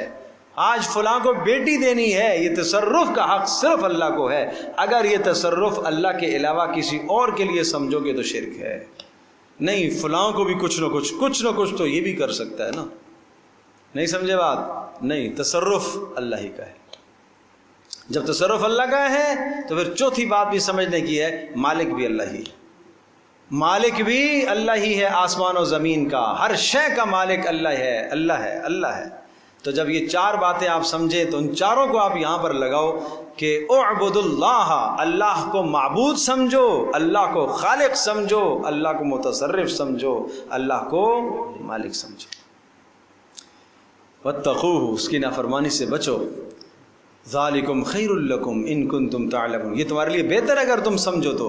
انما تعبدون من دون اللہ اوثانا، خبردار، انما بے شک تم لوگوں نے تو تعبدون، تم نے تو بندگی، تم تو کرتے ہو بندگی، معبود مانتے ہو. تسجدون، یہ سارے معنی یہاں پر آئیں گے. تم بندگی کرتے ہو من دون اللہ، اللہ کے سوا، اوثانن، بتوں کی بندگی کرتے ہو، ان کے سامنے سجدہ کرتے ہو، ان کو حاجت روا مانتے ہو، ان کو مشکل کشا مانتے ہو، ان کو نفع اور نقصان کا مالک سمجھتے ہو. وَتَخْلُقُونَ إِفْكًا، اور یہ سب کچھ تم نے گھڑ لیا ہے، جھوٹ بناتے ہو. إِنَّ الَّذِينَ تَعْبُدُونَ، خبردار وہ لوگ جن کی تم بندگی کرتے ہو، جن کو تم پوجتے ہو، جن کے سامنے تم سجدہ کرتے ہو اللہ کے سوا، یا جن کو تم مالک سمجھتے ہو، خالق سمجھتے ہو، متصرف سمجھتے ہو، لا يملكون لكم رزقا، تم یہ سب کچھ ان کے لیے اس لیے کرتے ہو کہ وہ تمہیں رزق دیں گے. خبردار، وہ تمہارے لیے رزق کے مالک نہیں ہیں، وہ رزق کے مالک نہیں. پھر کیا کریں؟ فابتغوا عند اللہ الرزق، تلاش کرو تم رزق کس کے پاس؟ اللہ کے پاس. واعبدوہ، اور بولو وہ پہلے والا لفظ لو، وحدوہ، اس کو اکیلا سمجھو، اس کو ذات اور صفات میں اکیلا سمجھو. اور وشکروا لہ، اس کا شکر ادا کرو، یہ اس کا حق ہے شکر. ان الیہ ترجعون، اسی کی طرف. وَإِن تُكَذِّبُوا، اور سن لو اگر تم انکار کرتے ہو، فقد کذب، یہ تسلی پیارے پیغمبر صلی اللہ علیہ وسلم ایمان والوں کو.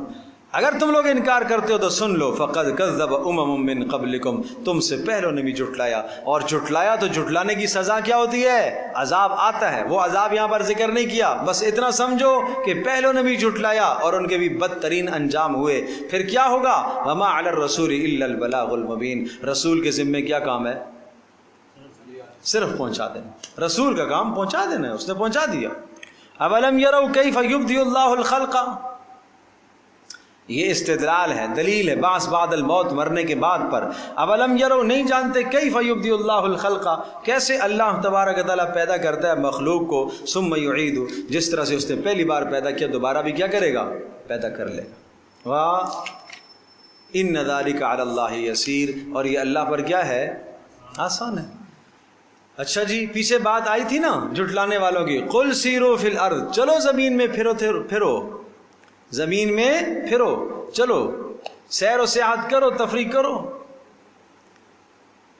پکنک منانے جاتے ہیں نا دوست، ٹھیک ہے جی، پکنک منانے جب دوست جاتے ہیں تو کیا ہوتا ہے؟ جو کام اپنے گھر میں برا سمجھتے ہیں وہ پکنک میں جائز سمجھتے ہیں. تو آئے ہیں نا، آج تو آئے پکنک کے لیے، اس میں گانا بھی چلے گا، موسیقی چلے گی، اس میں ڈانس بھی چلے گا، اس میں نمازیں بھی ضائع ہوں گی. کیوں آئے؟ جو پکنک کے لیے، یہی فحاشی اور یعنی کرنے تو آئے ہیں، یہ تباہی کرنے تو آئے ہیں. یہ کتنا بڑا ظلم ہے بھائی، کتنا بڑا ظلم ہے، سمجھے بھائی؟ تو جاؤ سیر و سیاحت کرو، لیکن اسلامی حدود کے اندر رہتے ہوئے. نماز تمہاری نہیں چھوٹنی چاہیے، گناہ نہیں ہونا چاہیے. اس لیے فرمایا قل سیروا فی الارض، جاؤ زمین میں سیر کرو. فانظروا، دیکھو تو صحیح، کیف بدأ الخلق، کیسے اللہ نے مخلوق کو پیدا کیا. ثم اللہ ینشئ النشأۃ الآخرہ، کیسے اللہ دوبارہ اٹھائے گا. ان اللہ علی کل شیء قدیر، اللہ پر ہر شے، اللہ ہر شے پر قدرت رکھتا ہے. یعذب من یشاء، جسے چاہے گا عذاب دے گا، ویرحم من یشاء، اور جس پر چاہے گا رحم کرے گا. وَإِلَيْهِ تُقْلَبُونَ، اور تمہیں قلب کرنا ہے اسی کی طرف، قلب پلٹنا، تمہیں اسی کی طرف پلٹ کے جانا ہے. جیسے ترجعون ہے نا، اسی طرح سے تقلبون. اچھا بھائی، ہم اس دنیا میں مستیاں کریں دبا کے، سن لو وما انتم بمعجزین فی الارض، تم اللہ کو ہرا نہیں سکتے ہو، نہ زمین میں نہ آسمان میں۔ وما لکم من دون اللہ من ولی ولا نصیر، اور نہیں ہے تمہارے لیے اللہ کی جانب سے کوئی مددگار اور کوئی ولی اور مددگار۔ والذین کفروا بآیات اللہ ولقائہ، اور سن لو وہ لوگ جنہوں نے انکار کیا اللہ کی ملاقات کا، یعنی آخرت کے انکاری ہیں، اللہ کی آیات کا انکار کیا، ولقائہ اور اس کی ملاقات کا، اولئک یئسوا من رحمتی، یہ مایوس ہو گئے میری رحمت سے، اور واولئک لہم عذاب علیم، ان کے لیے دردناک عذاب ہے، ان کے لیے کیا ہے؟ دردناک عذاب۔ بات سمجھ میں آگے بھائی؟ اب اگر تھوڑا سا آپ غور فرمائیں نا تو وَإِبْرَاهِيمَ إِذْ قَالَ لِقَوْمِهِ اعْبُدُوا اللَّهَ وَاتَّقُوهُ ذَلِكُمْ خَيْرٌ لَكُمْ إِن كُنتُمْ تَعْلَمُونَ، ہو گئی بات؟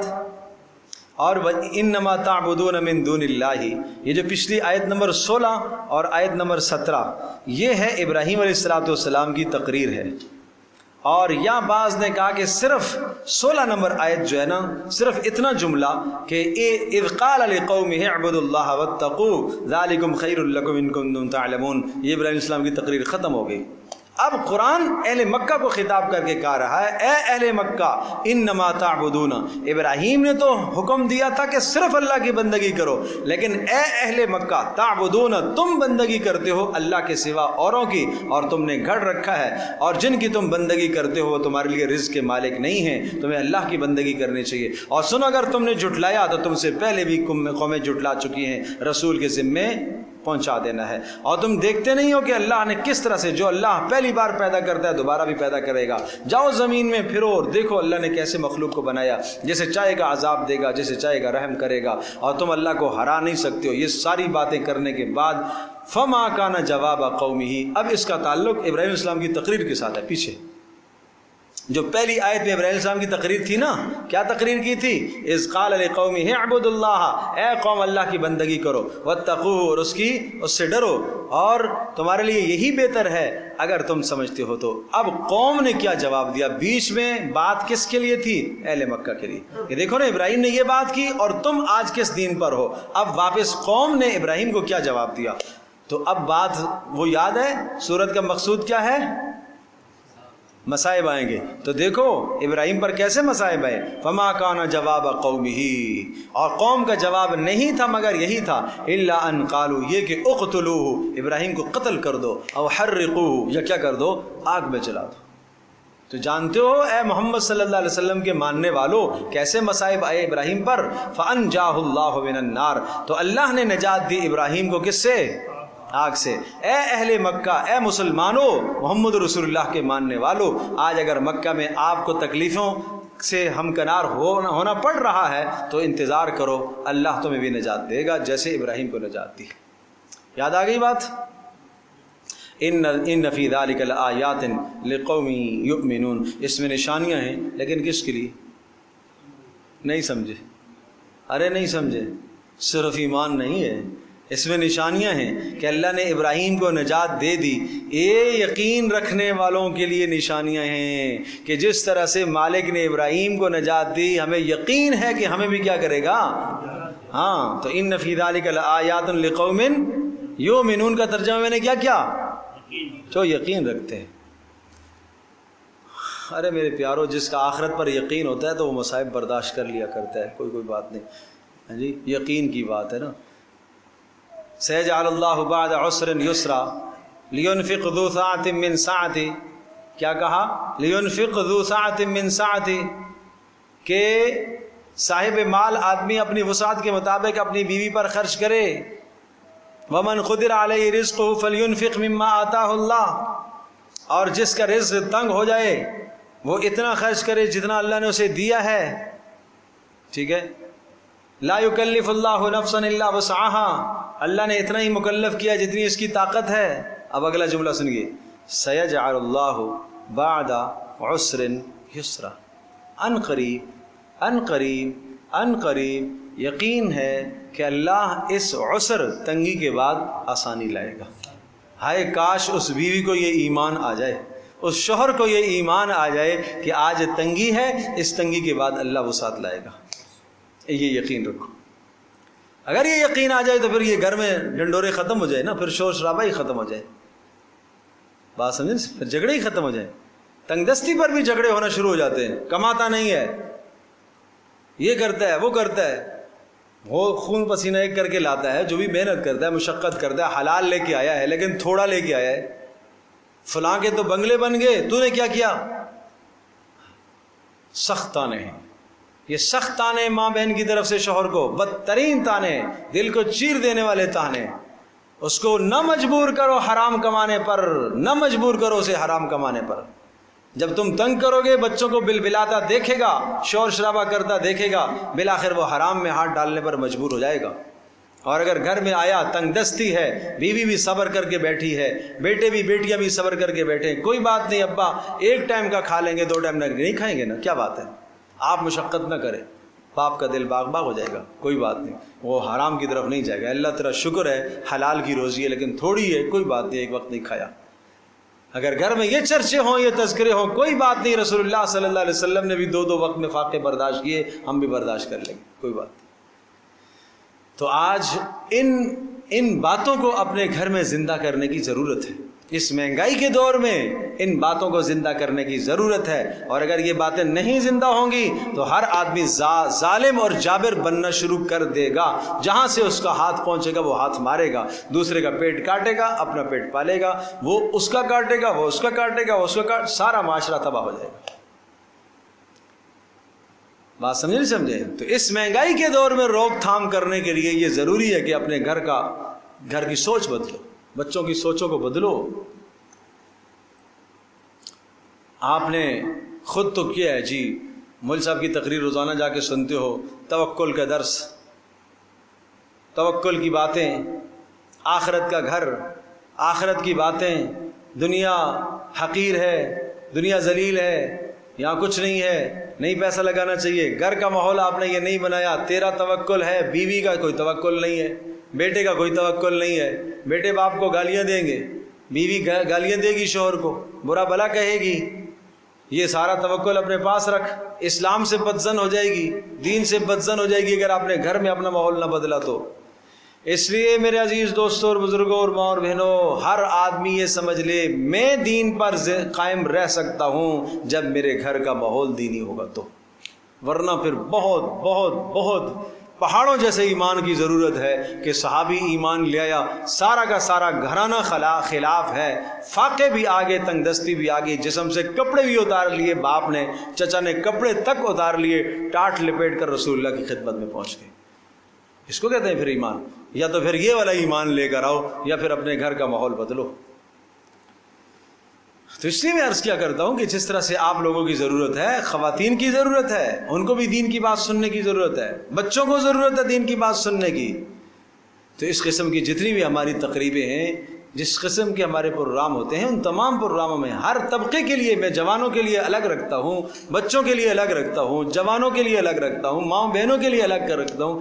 ایک ہفتے میں ایک دن کے لیے اپنے بیٹوں کو تیار کر کے نہیں بھیجتی ہو تو گھر کا ماحول کیسے بدلے گا؟ شوہروں کو نہ بھیجیں، کیسے بدلے گا گھر کا ماحول؟ تو اس لیے خود دین پر رہنے کے لیے پورے گھر کا ماحول بدلنا بہرحال ضروری ہے۔ چلے، اللہم صلی علی سیدنا مولانا محمد۔ وقال انما اتخذتم من دون اللہ، اب بات آئی ابراہیم علیہ السلام کی تقریر۔ وقال، اور ابراہیم علیہ السلام نے فرمایا، انما اتخذتم من دون اللہ اوثانا، تم نے بنا رکھا ہے اللہ کے سوا اوروں کو معبود، مودۃ بینکم فی الحیات الدنیا۔ اللہ اکبر، اللہ اکبر۔ کیوں؟ اپنی قرابت داریوں کو قائم کرنے کے لیے۔ ارے بھائی، یہ ہمارے آباء و اجداد کا دین چلا آ رہا ہے، ٹھیک ہے، اب اگر ہم اس دین کو چھوڑیں گے تو کیا ہو جائے گا؟ رشتہ داریاں ٹوٹ جائیں گی۔ تو رشتہ داریاں، یہ رسم ہمارے دادا کی طرف سے چلی آ رہی ہے، یہ پردادا کی طرف سے چلی آ رہی ہے کہ ہمارے یہاں شادی کا سیٹ اپ ایسے ہوتا ہے، نہیں سمجھے؟ ہمارے یہاں مکس گیدرنگ ہوتی ہے، اور اگر ہم اس کو ہٹائیں گے تو کیا ہوگا؟ رشتہ داریاں کٹ جائیں گی۔ تو کہا کیا اللہ کے علاوہ دوسروں کو تم معبود بناتے ہو مودۃ بینکم، باہمی محبتوں کو برقرار رکھنے کے لیے؟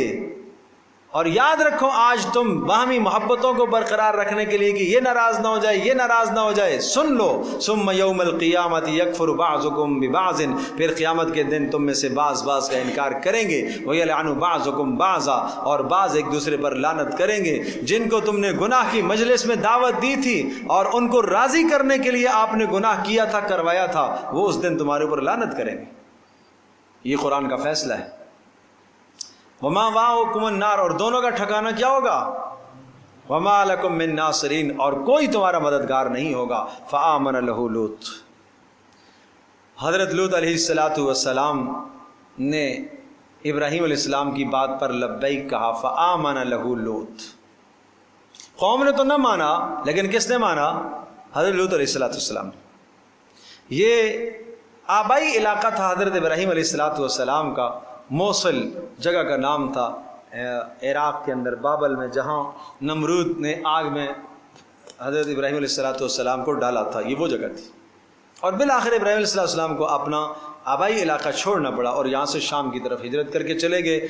تو ہجرت کی جب شام کو، تو حضرت لوط بھی ساتھ تھے، اور شام کو جب ہجرت کی تو شام میں رک گئے، اور پھر قریب میں آگے سدوم عامورہ کی جو بستیاں تھیں، اور وہاں حضرت لوط علیہ السلام مبعوث ہوئے، ان کو اللہ کی طرف سے نبی بنا کر ادھر بھیجا گیا، سمجھے؟ پھر ابراہیم علیہ السلام شام میں رہے، اور پھر شام سے ابراہیم علیہ السلام مصر، اور پھر مصر سے وادی غیر ذی زرع بیت اللہ کی طرف تشریف لائے، اور وہاں اپنی بیوی حضرت ہاجر کو وہاں چھوڑا، اسماعیل کو وہاں چھوڑا، اور واپس پھر شام چلے گئے تھے۔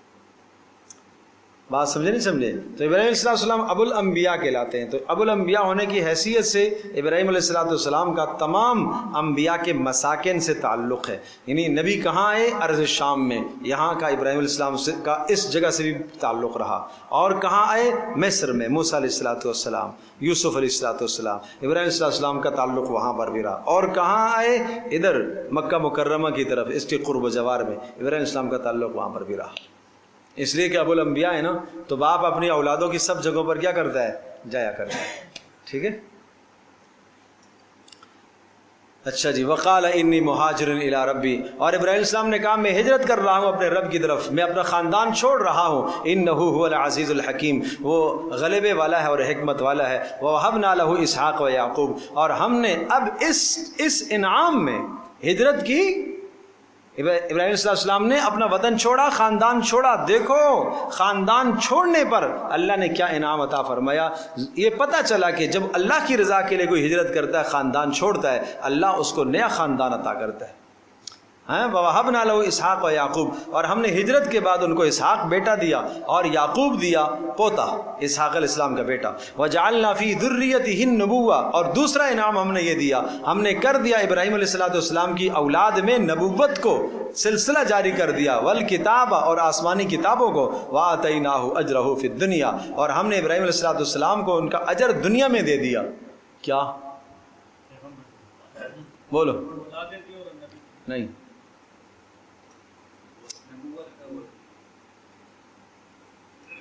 اور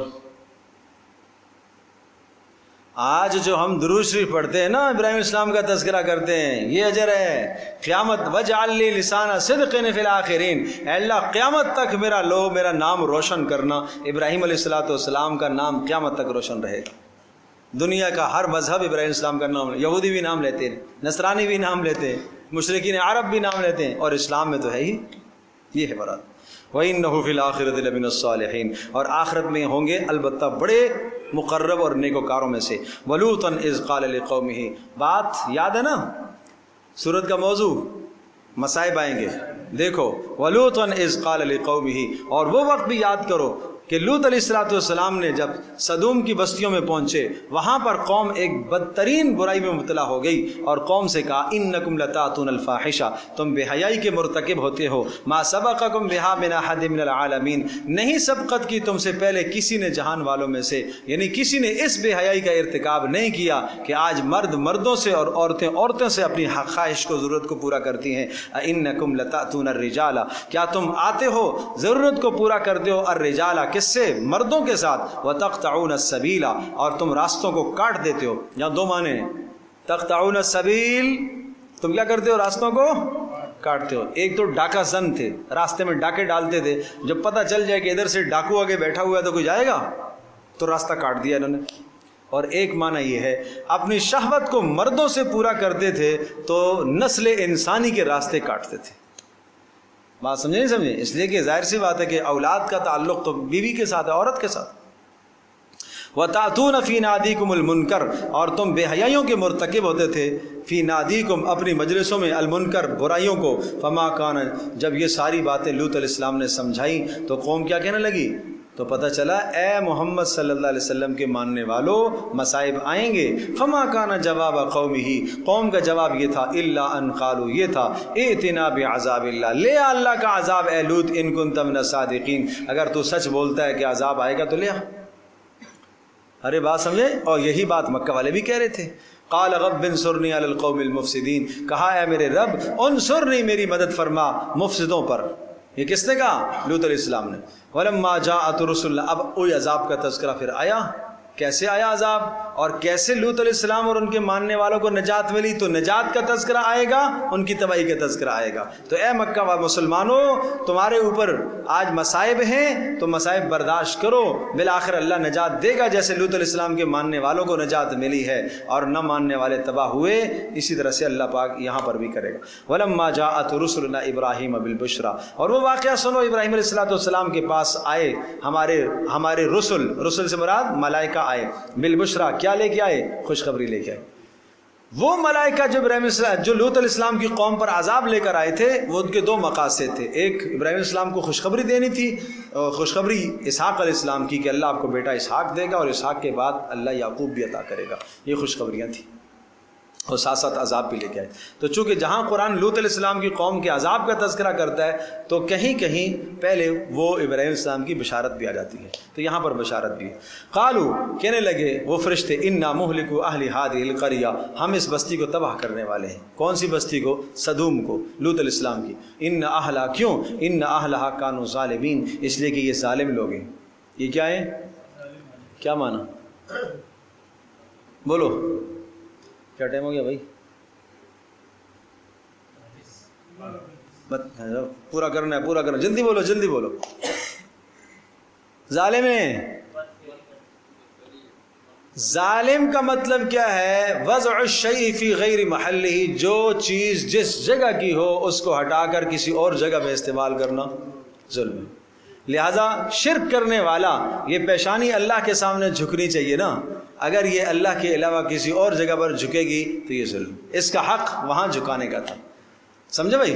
تو جنسی تسکین کا حق نکاح کا راستہ تھا، اس کو چھوڑ کر کسی اور راستے پر جائے گا تو یہ کیا ہے؟ ظالم۔ بات سمجھے سمجھے؟ یہ ہے۔ قال ان فیہا، ابراہیم علیہ السلام بول پڑے، ان فیہا لوطا، لوط بھی تو وہاں ہیں، ان کا کیا بنے گا؟ قالو، تو وہی بات ہے نا کہ ہم ایمان والوں کو نجات دیں گے۔ دیکھو الفاظ اسی طرف آ رہے ہیں کہ اے ایمان والو، نجات تمہاری آنے والی ہے، تم غم نہیں کرو۔ قالو، تو کہا فرشتوں نے، نحن اعلم من فیہا، ہاں ہم جانتے ہیں جو وہاں رہتے ہیں، لننجینہ، ہم ضرور نجات دیں گے لوط علیہ السلام کو، واہلہ، اور ان کے ماننے والوں کو، الا امرأتہ، مگر ان کی بیوی کو نجات نہیں مل سکے گی، اس لیے کہ وہ کافرہ تھی، بیوی کو نجات نہیں مل سکے گی اس لیے کہ کافرہ تھی۔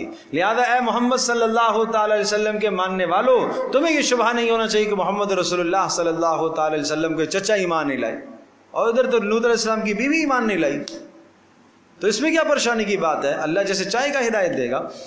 کانت من الغابرین، وہ تھی غابرین میں سے، غابرین پیچھے رہنے والوں میں سے، یعنی عذاب۔ ولما، پھر وہاں سے فرشتے ابراہیم علیہ السلام کے ساتھ یہ مکالمہ ختم ہوا، اور اس کی بڑی تفصیل آ چکی ہے پیچھے سورہ ہود میں۔ ولما ان جاءت رسول اللہ، یہ فرشتے آئے کہاں؟ یہ ہمارے فرشتے آئے لوط علیہ السلام کے پاس۔ سی ابہم، لوط علیہ السلام ان کو دیکھ کر غمزدہ ہو گئے، غمزدہ ہو گئے، وضاق بہم ذرعا، سینہ تنگ ہونے لگا۔ اس کا مطلب کیا ہوتا ہے کہ اچانک جس وقت آپ نہ چاہیں کسی آدمی کا آنا اور کوئی آدمی آ جائے، اب اکرام کرنا بھی ضروری ہے، نہیں سمجھے؟ ویلکم کہنا بھی ضروری ہے، وقت بھی میرے پاس نہیں ہے اور حالات بھی ایسے نہیں ہیں، تو آدمی کشمکش میں ہوتا ہے۔ اگر اس کو میں کہتا ہوں جاؤ، بدنامی ہے، مہمان آیا ہے گھر میں، बैठाऊं तो हालात ऐसे नहीं हैं, इधर अंदर लड़ाई चल रही है, नहीं समझे, बीवी के साथ लड़ाई चल रही है, तो ऐसा ना हो कि जनाब मैं पानी के लिए जाऊं तो वो अंदर से चीख जाए, तो फिर तो उस वक्त में कशमकश में हो जाता है आदमी। तो हज़रत लूत अलैहिस्सलाम परेशान हुए। एक तो कौम की ये बदतमीज़ी और बदफेली वाली हरकत पता थी, और पता था कि ये जो आए हैं अजाब लेकर आए हैं, नहीं पता था कि ये फरिश्ते ना खूबसूरत जवानों की शक्ल में थे, और ये जब यहाँ से निकलेंगे तो जिस रास्ते से जाएंगे तो कौम पीछे पड़ जाएगी इनकी, और अगर पता चल गया इनको कि मेरे घर में आए तो ये मेरे घर में हल्ला बोल देंगे सारे। इसलिए कि बीवी शिकायत कर देती थी, बता देती थी कि आए हैं, मेहमान आए हुए हैं आज घर में, बड़े खूबसूरत आए हुए हैं। तो ये बात हुई, लूत अलैहिस्सलाम सी अबिहिम, गमज़दा हुए, वदाक़ बिहिम ज़रअ, दिल बड़ा तंग होने लगा। वक़ालू, फरिश्ते ने महसूस कर लिया कि लूत अलैहिस्सलाम परेशान है, और परेशान इसलिए कि फरिश्तों को तो पता था कि हम अजाब इसलिए लेके आ रहे हैं कि ये इस जुर्म की मुर्तकिब है कौम। क़ालू ला तख़फ़ वला तहज़न, कहने लगे आप खौफ ना कीजिए, वला तहज़न, गम भी ना कीजिए, आप खौफ ना कीजिए यानी आप अपना खौफ ना कीजिए, वला तहज़न, और हमारा भी गम ना कीजिए, इन्ना मुनज्जूका, हम आपको नजात देंगे, और आपके अहल ईमान वालों को भी, इल्ला इम्रअतका, मगर आपकी बीवी को नहीं दे रहे। इम्रअतक, आपकी, बोलो, बीवी। कुरान बीवी के लिए क्या अल्फाज इस्तेमाल करता है? इम्रअ, ज़ौजा, नहीं समझे, साहिबा। ये अजीब एजाज है कुरान का। इम्रअतक, ठीक है ना, जहां बिल्कुल मिजाज नहीं मिलता वहां कुरान इम्रअतक कहता है। नहीं समझे बात, मिजाज नहीं मिल रहा ना, तो मर्द भी कहते हैं मेरे घर में एक औरत है, नहीं समझे, नहीं कहेगा दुल्हन है, एक औरत है, तो वहां कुरान इम्रातक। इम्रातो फिरौन, फिरौन की बीवी आसिया, इसलिए कि वो ईमान पर है, वो जालिम, वो तो कुफर पर है ना, फिरौन कुफर पर है और बीवी ईमान है, मिजाज नहीं मिल रहा, मजहब नहीं मिल रहा, तो इमरा का। इमरातुल अजीज, अजीज मिस्र की बीबी इमरा, इसलिए कि अजीज मिस्र खुद अच्छा आदमी था, नेक आदमी था, बे ये बदचलन थी, उसको इमरा का, समझे भाई। और ज़ौज, जहां मोहब्बत होती है, दोनों का जोड़ होता है, उसको कहते हैं ज़ौजा, उसको कहते हैं ज़ौज। ज़ौज जोड़ने को कहते हैं, दोनों जोड़ के जिंदगी गुजार रहे हो। आसा रब्बुहु इन तल्लक़कुन्न अन युब्दिलहु अज़वाजन खैरम मिनकुन्न मुस्लिमातिन मुअमिनातिन मुअमिनातिन क़ानितातिन ताइबातिन आबिदातिन साइहातिन सय्यिबातिन व अबकारा। ए नबी, आपकी बीवियाँ नेक साले हैं, परहेज़गारा हैं, बहुत बुलंद मकाम पर हैं, लेकिन इतनी बात आप ज़रूर कह दीजिए कि अगर ये आपको तंग करेंगी तो अल्लाह तबारक व तआला इनको हटाकर इनकी जगह आपके लिए और औरतों का इंतज़ाम करे। वहाँ अज़वाज का क्या कहा? अज़वाज का, यह है कुरान। अल्लाह अकबर। और जहाँ कोई भी आपस में मुनासबत नहीं होगी, कोई भी मुनासबत नहीं होगी, वहां कुरान साहिबा कहता है। बदीउस समावाति वल अर्द अन्ना यकूनु लहु वलदन वलम तकुल लहु साहिबा। अल्लाह आसमानों और ज़मीनों को पैदा करने वाला है, उसके लिए कोई औलाद नहीं है। वलम तकुल लहु साहिबा, उसके लिए साहिबा नहीं है। अल्लाह के लिए साहिबा का कोई तसव्वुर नहीं हो सकता, तो वहां बीवी का लफ्ज नहीं कहा, साहिबा कहा। और इसको इधर से आप समझो, बहुत खूबसूरत समझ में आ जाएगी। सूरह अबस के आखिर में यौम यफ़िर्रुल मर्उ मिन अख़ीही व उम्मिही व अबीही व साहिबतिही व बनीही। क़यामत का दिन आदमी भागेगा, यफ़िर्रुल मर्उ मिन अख़ी, अपने भाई से, अपनी माँ से, औलाद से, व साहिबतिही, किससे? बीवी से। वहाँ सारी मोहब्बतें ख़त्म हो जाएंगी, बस कोई मुनासबत नहीं रहेगी। ये बीवी, अरे कौन हो, मैं तो जानता ही नहीं हूँ, तो कहेगी मुझे नेकी दे दे, 60 साल कौन हो, मैं तो जानता ही नहीं हूँ। ये है हाल। इसलिए कुरान ऐसे उसलूब लेके आता है, साहिबा, इमरा, ज़ौजा। कुछ पल्ले पड़ रहा है या ऊपर कैसे जा रहा है पता नहीं है। ज़ौक़ रखो, ज़ौक़ रखो, समझे ना, ये ज़ौक़ रखो। ये लज्जतें, یہ دنیا کے اچھے اچھے کھانوں میں نہیں ہیں جو قرآن سے موتی نکلتے ہیں اور اس سے جو لذت آتی ہے. ہمیں تو آتی ہے، پتہ نہیں آپ کو آتی ہے نہیں آتی. شاباش شاباش، استقامت سے لگے ہوئے ہیں ماشاء اللہ، لگے ہوئے ہیں ماشاء اللہ. اللہ جزائے خیر عطا فرمائے، اللہ عزتوں سے نوازے.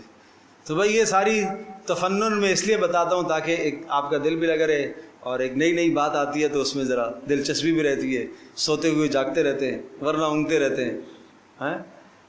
اس لیے کہ گزشتہ رات شب اتوار ہوتی ہے نا، تو ساری رات دیر تک جاگتے ہیں. کوئی بات نہیں، کل اتوار ہے، ٹھیک ہے.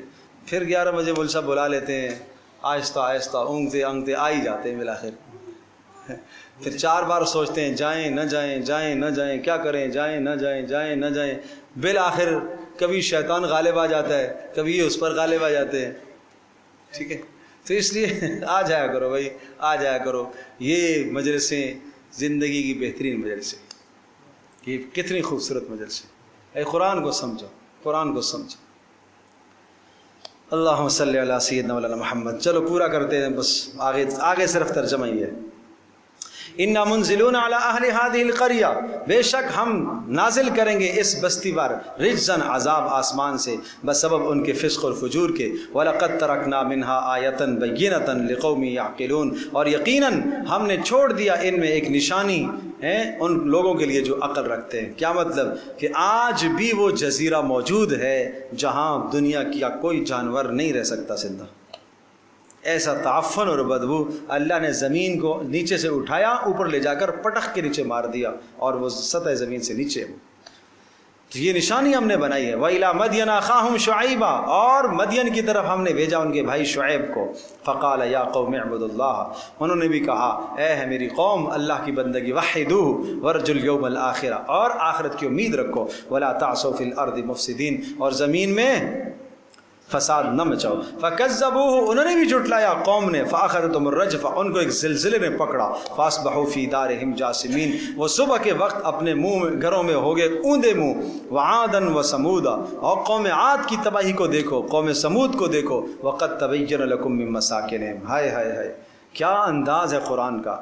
عادًا وثمود وقد تبین لکم، اور اے مکہ والو تمہارے سامنے واضح ہو چکے ہیں من مساکنہم، ان کے کھنڈرات. میں نے عرض کیا تھا آپ کو، یہ جب سفر کرتے تھے نا شام کو اور یمن کو، تو یہ راستے میں بستیاں پڑتی تھی. قوم عاد اور قوم سمود کی بستیاں پڑتی تھی. وَزَيَّنَ لَهُمُ الشَّيْطَانُ أَعْمَالَهُمْ، اور شیطانوں نے ان کے اعمال کو مزین کر دیا. فَصَدَّهُمْ عَنِ السَّبِيلِ، اور شیطان نے ان کو روک دیا راستے سے. وَكَانُوا مُسْتَبْصِرِينَ، تھے بڑے ہوشیار لوگ، دنیا کے معاملے میں بڑے ہوشیار تھے. مستبصرین، آج ہم بھی دنیا کے معاملے میں بڑے ہوشیار ہیں. یہ کیا ہے؟ 1 روپے کا نقصان نہیں چاہتا دنیا کا، 10 روپے کا نقصان نہیں چاہتا. صبح فجر کی نماز رہ گئی، کوئی بات نہیں بیٹا پڑھ لینا، قضا کر لینا. زور ہو گئی، بیٹا پڑھی ہے؟ نہیں جی امی ابھی تک تو نہیں پڑھی. ارے بیٹا پڑھ لو نا، بس وہ اتنا ہی ہے.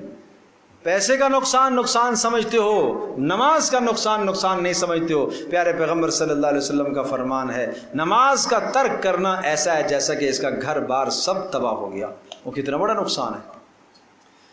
وقارون و فرعون و حامان، اور ہم نے تباہ کیا قارون کو، فرعون کو، حامان کو. وَلَقَدْ جَاءَهُم مُوسَىٰ بِالْبَيِّنَاتِ، اور موسیٰ ان کے پاس دلائل لے کر آئے. تو اے محمد صلی اللہ علیہ وسلم کے ماننے والو، جیسے قارون، فرعون، حامان، آج سمود تباہ ہوئے، آپ بھی بس انتظار کرو. اس قوم نے تباہ ہونا ہے جس نے ایمان نہ لایا. فَاسْتَكْبَرُوا فِي الْأَرْضِ، انہوں نے بھی تکبر مچایا. وَمَا كَانُوا سَابِقِينَ، اور وہ ہمیں ہرانے والے نہ تھے. وَكُلًّا أَخَذْنَا بِذَنبِهِ، ہر ایک کو ہم نے گناہ کی وجہ سے پکڑا. فَمِنْهُم مَّنْ أَرْسَلْنَا عَلَيْهِ حَاصِبًا، اب اجمالی پھر تذکرہ آیا.